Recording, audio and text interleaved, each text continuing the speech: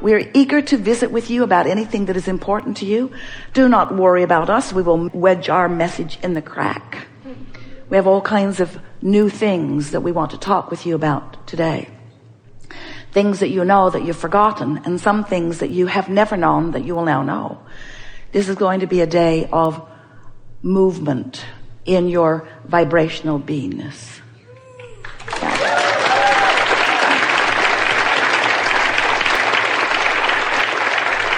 So, what do you want to talk about? You've come with some things. Good for you. Really, really good. Take it easy and trust that whatever it is, we'll talk about fully. Since you've been listening to us for a while, and we can feel the clarity of who you are, we're going to make this opening short. This short, in fact. We're going to open this conversation to the things that you really want to talk about. We're going to remind you of this one really important thing. And that is, everything that you speak about while you are speaking about it is practicing a vibration of it. And sometimes in the expressing of a problem or a question or an issue, you're actually practicing the vibration of the absence of what you want. Because the problem is a different vibration than the solution. The question is a different vibration than the answer. So sometimes, in fact, often, in fact, every single time, you're going to find us interrupting you, climbing all over your words, trying to distract you from where you think you want to go. Not because we don't want you to go there in posing the question, because there's a lot of bounce that we all get out of that, but because we don't want you to make a career out of the problem vibration.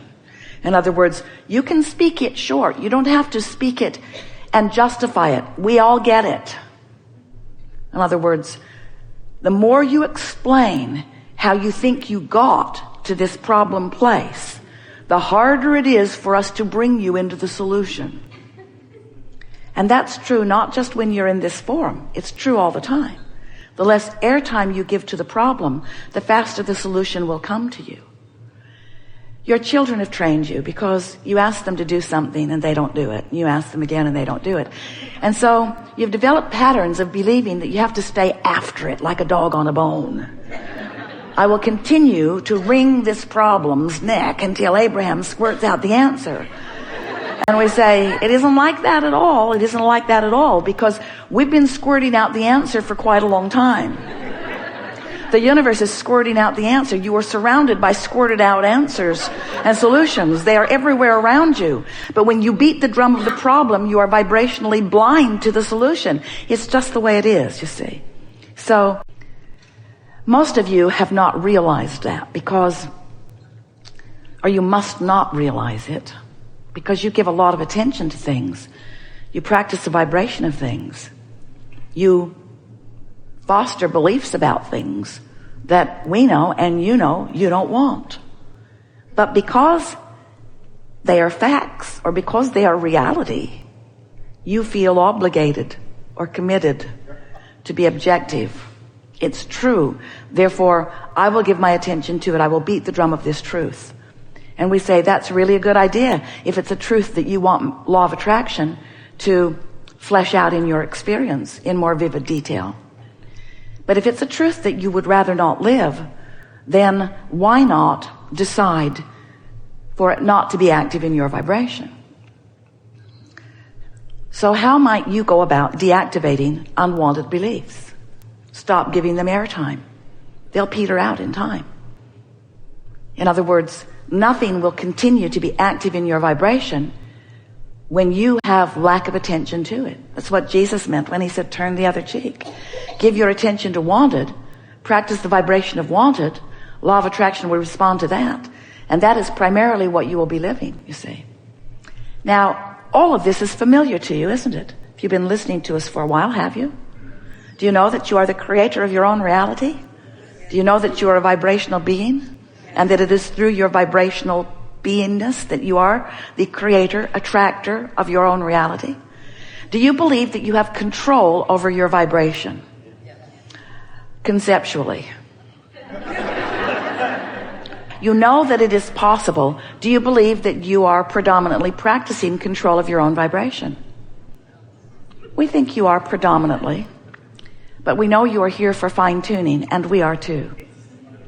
So we're continually finding new ways of explaining to you how it is that you could more easily, with more flow, more chronically, more steadily, more often, and therefore more joyfully, be the creator of your own experience. Recently we've been talking about how each time you know what you don't want, you send off a rocket of what you do want. Have you been hearing us say that? I've been saying it for a while. Wrote a whole book about it, The Vortex. You throw these rockets of desires into your vortex of creation. Well, each one of those rockets causes a momentum.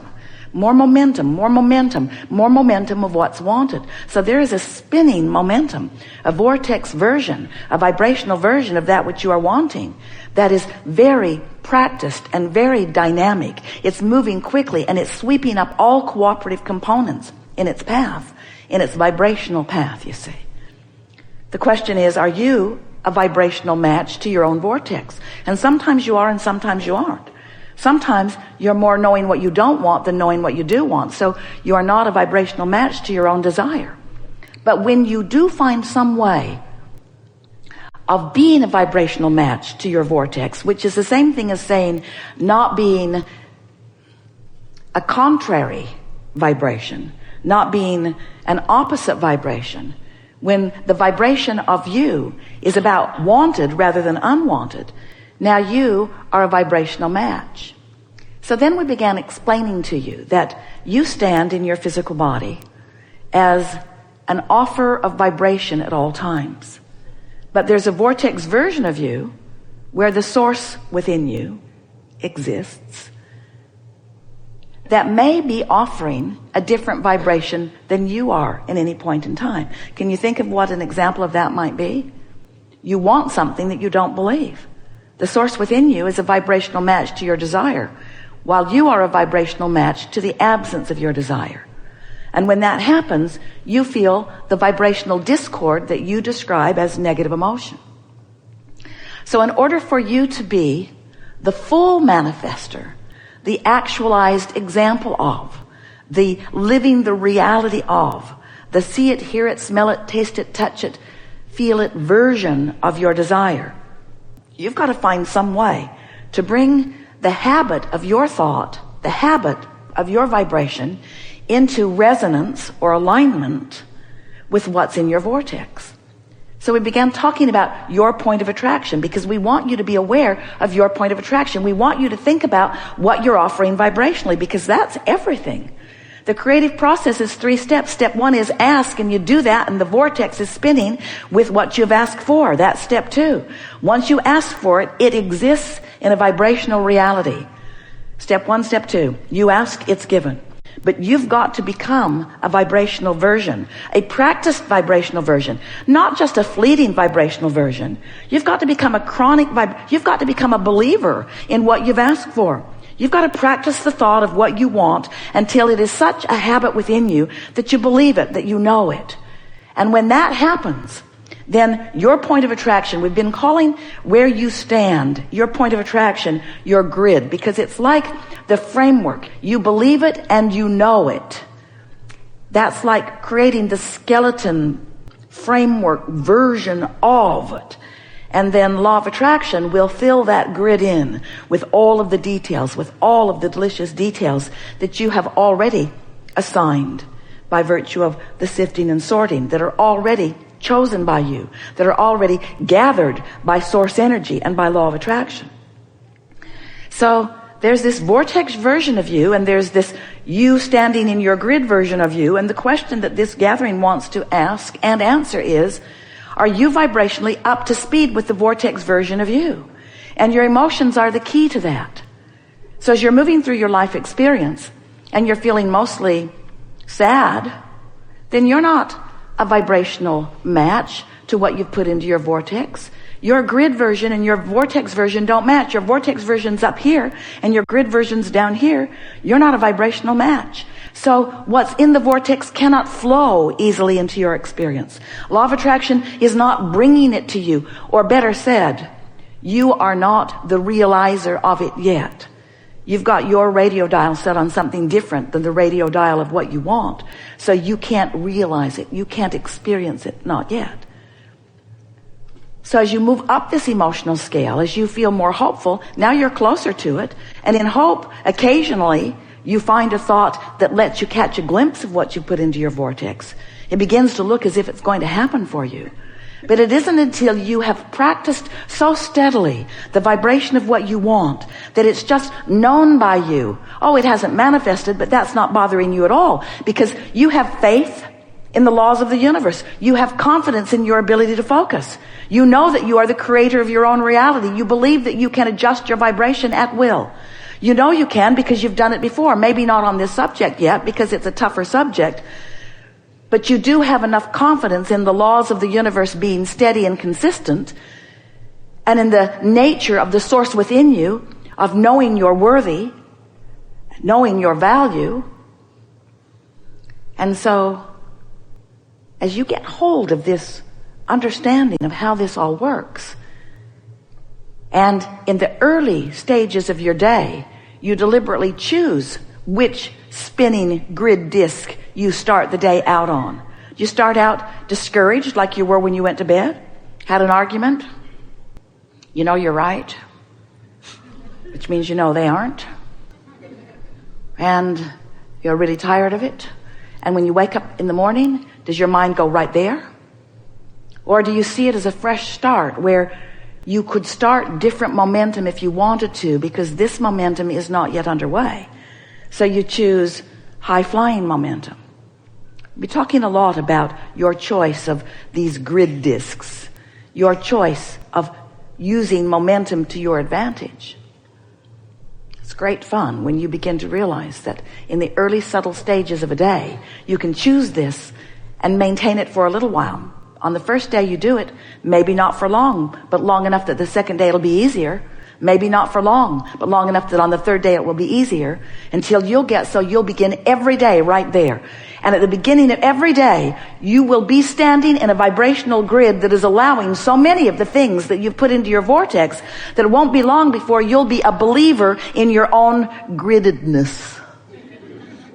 You'll be a believer in your own ability to maintain your vibrational prowess where you choose it to be. We're not asking you to create vibrational realities. We're not asking you to just continue to expand the vibrational version of you, the vortex version of you, and then leave it at that. But we are saying that's the first step in creation, knowing what you want, even when you don't have it. But the key to living happily ever after is, once you have created the vibrational version of it, you know what we mean by that. The desire is born within you. It's an idea of something that you want, even though it hasn't materialized yet. Once there is a vibrational version of it, it's sure, it's certain that the fleshed out version of it can be yours, provided you get vibrationally up to speed with the vibrational version of it. And there is only one thing that keeps you from being vibrationally up to speed with the vibrational version of it, and that is, you're bummed out because the materialized version of it hasn't shown up yet. You're not patient enough or satisfied enough with the vibrational version of it. So how can we convince you to be satisfied with the vibrational version of it when what you want is the materialized version of it? We really want to know that. What's it going to take for you to be satisfied before you've got it? We would think the promise of it would help. We would think past experience, where you recognize that these things have happened to you on many occasions, would help. But really, the thing that helps the most is when you are going for the prize, when what you're really reaching for is your resonance with your desire.